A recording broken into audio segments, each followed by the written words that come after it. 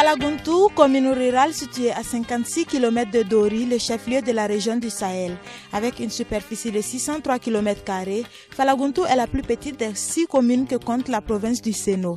La commune compte 14 villages et près de 26 000 habitants. Les principales ethnies qui cohabitent à Falagountou sont les Sonrai, les Peuls, les Bella, les Gourmanchés. En plus de ces ethnies, on trouve d'autres arrivés dans la localité à la faveur de leur.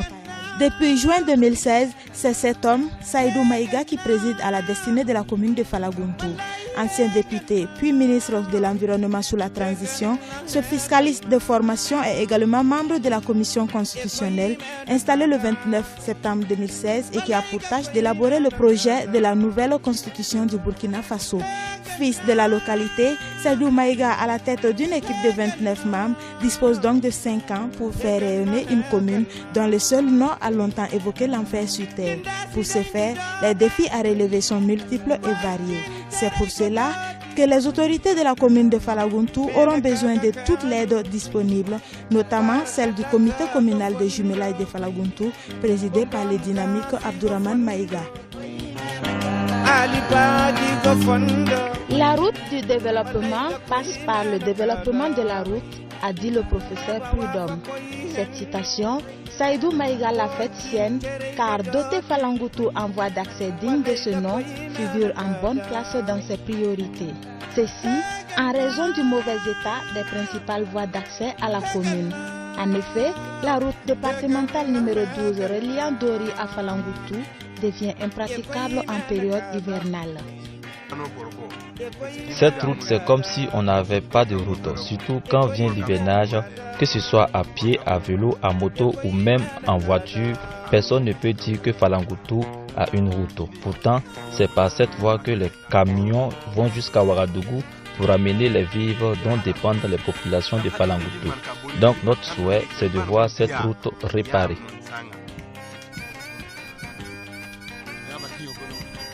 La route là n'est pas bonne pendant l'hivernage. Plusieurs fois, j'ai été obligé de faire le grand tour pour passer par Isakana pour aller à Falagountou. Parce que ici, ce sont les pirogues qui traversent et ça coûte cher. Quand il y a l'eau, je ne peux pas passer avec ma machine.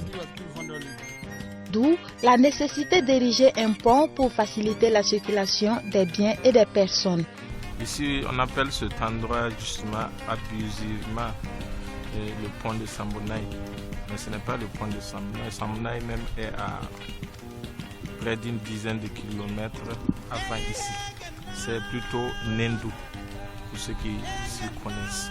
Effectivement, en période hivernale, par là on est bloqué.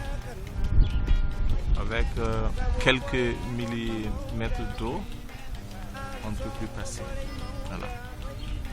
Par là on est coupé du reste de la commune. Et c'est ce même cours qui alimente la mare de Falagountou.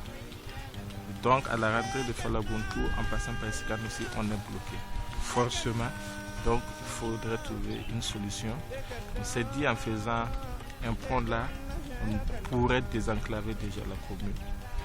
Bon, les études ont été déjà menées. Il reste maintenant à trouver le financement et l'accompagnement nécessaire pour cela. Nous attelons en tout cas c'est que la construction du pont soit effective. L'autre vaste chantier auquel le maire Saïdou Maïga accorde une importance capitale est l'éducation. Un domaine où les chiffres ne sont pas reluisants dans la région du Sahel.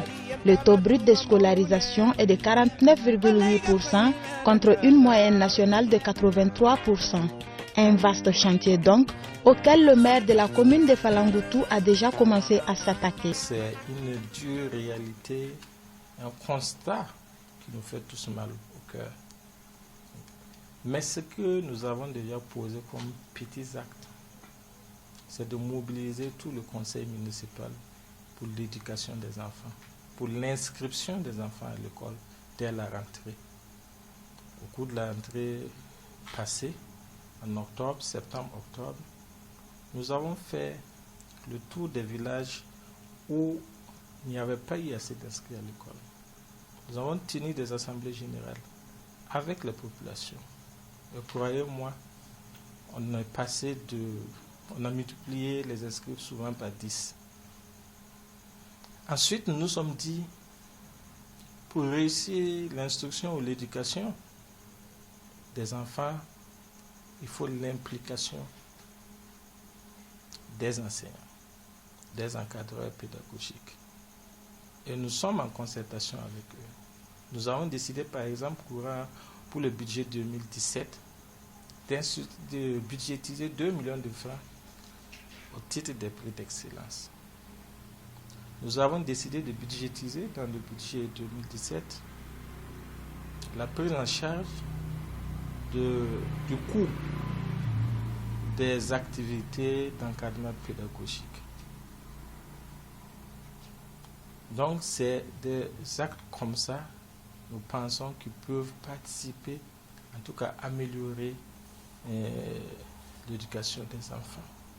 Nous allons plus loin, parce que dès la semaine prochaine, par exemple, nous avons décidé de financer un voyage d'études au niveau de la Compiègne. Les 16 meilleurs élèves du lycée seront pris en charge pendant une semaine pour aller visiter la concession des charges de M. Dermé Moumouni, faire un tour à Fada dans la Compiègne pour aller, en tout cas, connaître d'autres horizons et revenir.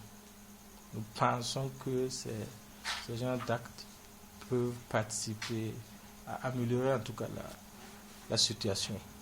Le maire lui-même a décidé de ne pas toucher un franc de ses indemnités de maire. L'intégralité est reversée à des élèves.